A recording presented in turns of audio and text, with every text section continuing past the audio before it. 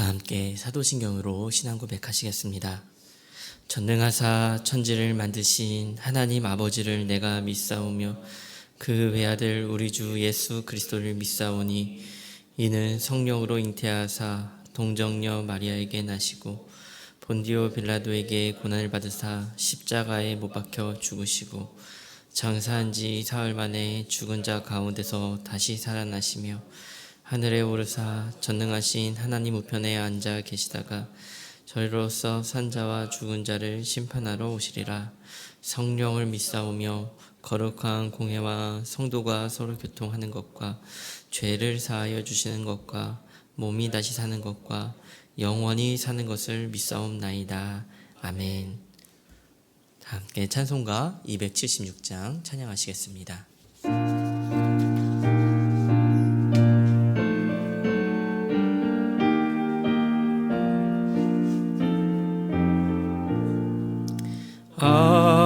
아버지여 이 죄인을 용납하여 주시고 예수님의 이름으로 구원하여 주소서. 아버지를 떠나 산지 벌써 오래되었고 험한 길에 고난 몸이 이제 돌아옵니다.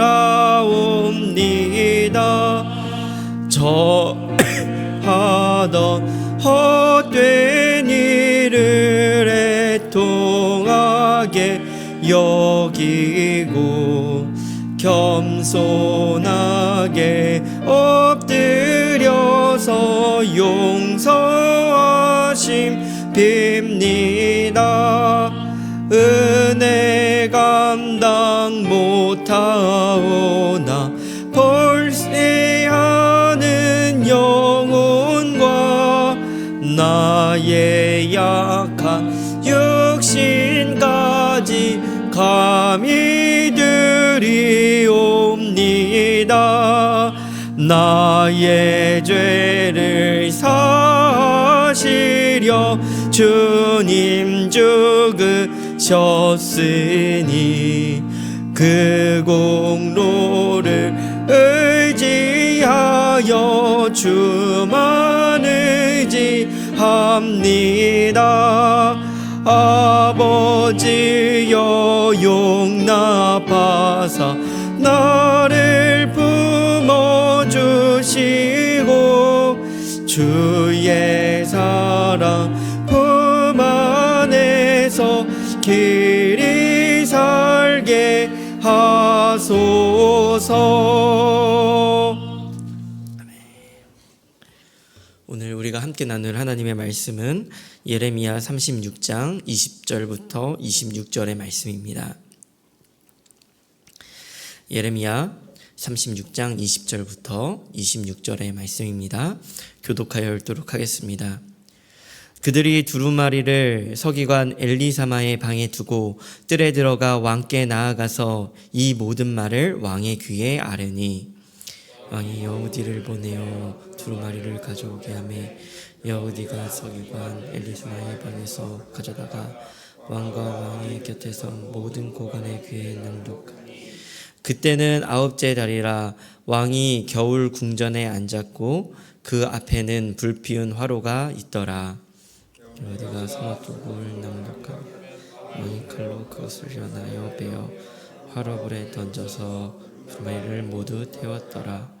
왕과 그의 신하들이 이 모든 말을 듣고도 두려워하거나 자기들의 옷을 찢지 아니하였고 부살지 말도록 아뢰어도 왕이 듣지 아니하였소. 함께 읽도록 하겠습니다. 왕이 왕의 아들 여라무엘과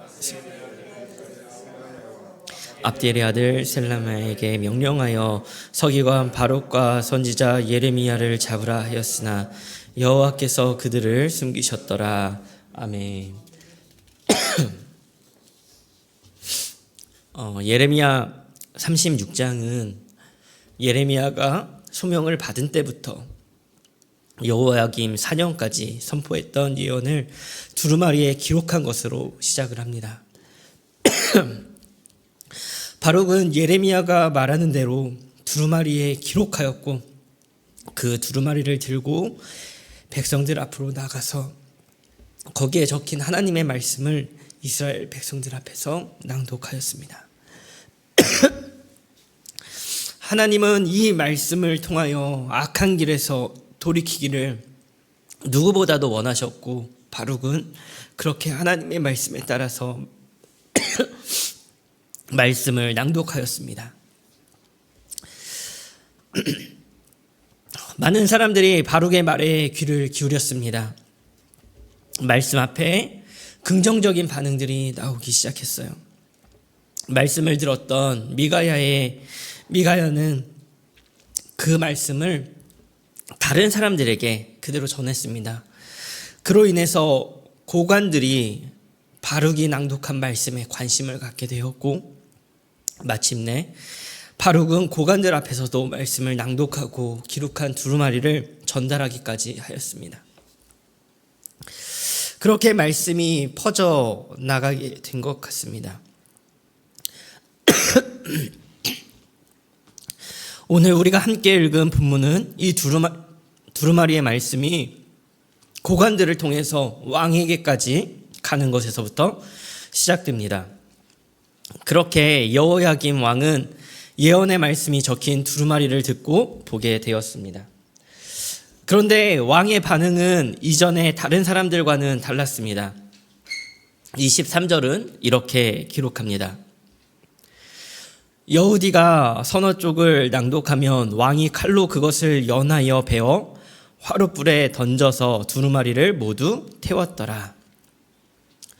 왕은 여우디가 서너 쪽을 이렇게 읽을 때마다 해당하는 부분들을 칼로 베어서 불을 태웠다라는 것입니다.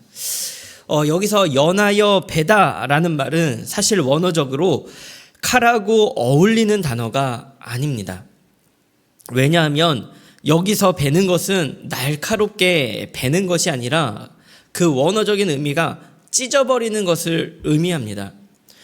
그러니까 여기서 찢다라는 의미의 단어를 칼과 함께 사용한 것은 아마도 칼로 난도질하여서 찢어버렸다라고 하는 것을 암시하기 위한 단어이면서 또한 여호야김이 지금 잘못 행하고 있는 그 모습을 적나라하게 보여주고 있는 것입니다. 24절은 이렇게 기록을 하고 있습니다. 왕과 그의 신하들이 이 모든 말을 듣고도 두려워하거나 자기들의 옷을 찢지 아니하였고 하나님의 심판의 메시지를 들어도 두려워하지 않았습니다. 그뿐 아니라 하나님의 말씀 앞에 자기들의 옷을 찢지 않았습니다. 진짜 옷을 안 찢어서 그것이 죄라고 하나님이 잘못했다고 말씀하시는 것이 아니라 찢어야 할 옷은 찢지 않고 도리어 하나님의 말씀을 갈기갈기 찢었다라는 것이에요. 성경은 분명히 말씀하고 있습니다. 하나님의 말씀은 우리의 심령을 찢는 것입니다. 옷을 찢는다라고 하는 표현은 말씀에 비추인 자신의 비참함 가운데서 죄를 통회하고 자복하고 아파한다라는 의미를 담고 있는 거예요. 열왕기하 22장에는 요시야 왕이 등장합니다. 성전을 수리하다가 우연히 율법책을 발견하게 되었습니다. 이 율법책을 서기관이 왕에게 읽어주는데 요시야 왕이 그 말씀을 듣고 자기의 옷을 찢습니다. 열왕기하 22장 11절을 함께 읽어보도록 하겠습니다. 왕이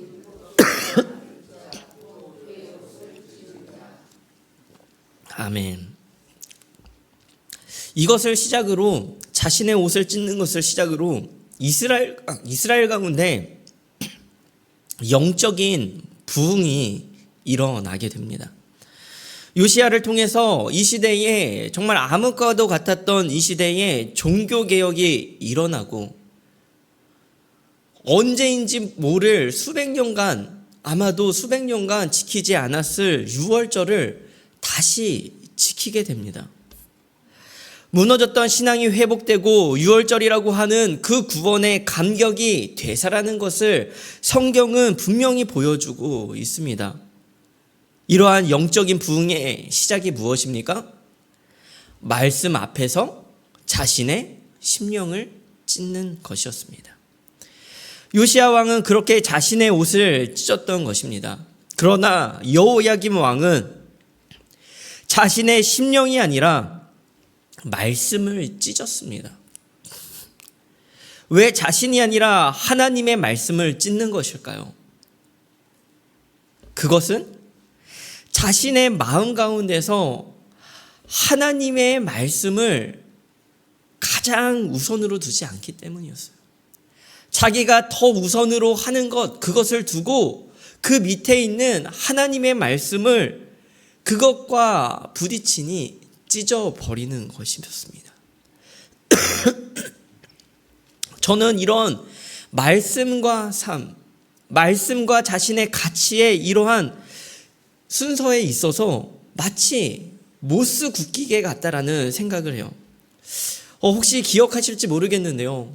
중학교 시절의 과학을 보면요. 모스 굽기계라는 것이 있습니다. 활석, 석고, 방해선박 등등등 가다가 금강석으로 끝나는 그 10개의 금속의 순서들이 있어요. 저는 중학교 때 이렇게 외웠던 것 같습니다. 활석이 많은 방형이 인정 많은 석황을 감금했다. 이렇게 쉽게 외우는 이런 방법들이 있었는데요. 이게 의미하는 바가 무엇이냐면 두 개가 서로 긁었을 때, 금속을 서로 긁었을 때 하나는 기스가 나고 하나는 멀쩡하더라라는 것이에요. 그래서 약한 것부터 강한 것을 순서대로 10개를 정해 놓은 것입니다. 그래서 상위 금속은 하위 금속에게 긁히지 않습니다. 그래서 쭉 놓았을 때 제일 강한 것이 무엇입니까? 금강석, 다이아몬드라는 거예요. 다른 것을 아무리 가지고 와서 긁어도 다이아몬드는 절대 긁히지 않더라는 것입니다. 하나님은 우리에게 물어보시는 것 같아요. 하나님의 말씀과 너의 지위를 긁었을 때 무엇이 긁히느냐, 무엇이 찢기느냐, 정말로 하나님의 말씀이 너에게 금광석과 같은 절대적인 진리이며 가장 소중한 보물이냐라고 물으시는 것 같아요. 여호야김 왕은요, 죄에 찌들어서 하나님의 말씀을 찢어버리고자 합니다. 두루마리를 갈갈이 찢고 불태웁니다. 자신의 마음 안에서 하나님의 말씀은 가장 중요한 10번이 아닌 거예요. 그러니까 긁어서 망가뜨리려고 하는 겁니다. 찢어서 불태우려고 하는 겁니다. 그런데 긁고 또 긁어도 그것이 긁힙니까? 다이아몬드를 긁으려 하면 긁으려 할수록 망가지는 것은 결국 자신이 지키려 하는 것들이에요. 하나님은 예레미야를 통해서 불태워진 말씀들을 다시 기록하게 하십니다. 32절은 이렇게 기록을 합니다. 이에 예레미야가 다른 두루마리를 가져다가 네리야의 아들 서기관 바룩에게 주매 그가 유다의 여호야김 왕이 불사른 책의 모든 말을 예레미야가 전하는 대로 기록하고 그 외에도 그 같은 말을 많이 더 하였더라. 이전에 전하였던 그 내용들이 그대로 기록될 뿐 아니라 그 외에 없었던 말들도, 그와 같은 말들도 더 하였다라는 거예요.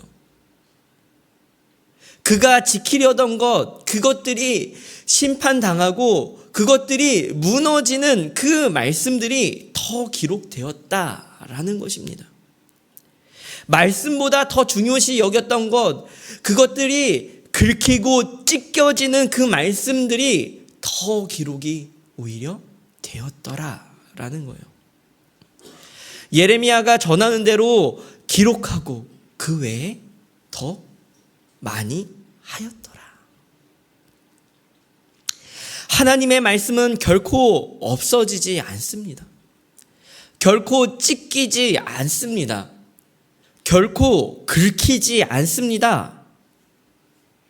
우리가 하나님의 말씀 앞에 설 때에 둘 중 하나입니다. 우리가 찢기던가 아니면 말씀을 찢으려 하던가 하는 것이에요. 긁던가 아니면 긁히던가 하는 것입니다. 그러나 분명한 사실은 다이아몬드 같은 하나님의 말씀은 절대 찢기지 않으며 절대 긁히지 않는다는 것입니다. 우리는요, 사실 말씀 앞에서 그다지 아파하지 않습니다. 말씀을 많이 보면 많이 볼수록 오히려 말씀 앞에서 내 삶을 찢으려 하지 않게 되어요. 제 이야기입니다. 그것이 우리의 현실입니다.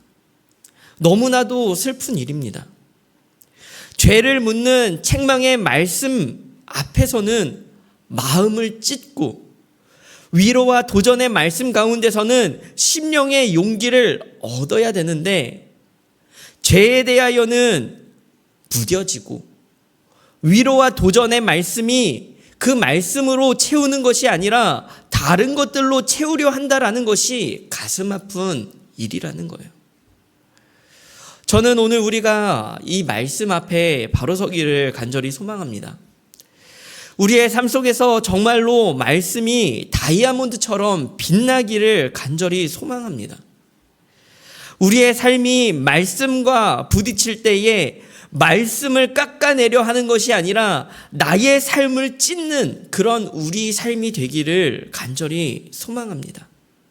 그래서 말씀 앞에서 말씀을 찢는 것이 아니라 우리의 삶을 찢으면서 하루하루 나아가시는 그러한 우리의 삶이 되기를, 그러한 우리의 삶의 소망이 되기를 간절히 축원합니다. 우리 함께 말씀을 기억하며 기도했으면 좋겠습니다. 우리 첫 번째 기도하실 때는 말씀 앞에서조차 무감각한 우리의 영혼을 깨우시고 말씀을 빛나는 다이아몬드와 같이 소중히 여기게 하소서라고 기도했으면 좋겠고요. 둘째로 기도하실 때는 삶의 자리에서 끊임없이 말씀 앞에서 우리의 삶과 심령을 찢으며 나아가게 해달라고 기도를 했으면 좋겠습니다. 마지막으로 교회를 위해 기도하실 때는 21여 다락방을 위하여 기도하는 날입니다. 순원 한 분 한 분 영적으로 세워지도록 말씀과 기도의 자리를 지키게 해달라고 함께 기도하며 나아갔으면 좋겠습니다. 함께 기도하시겠습니다.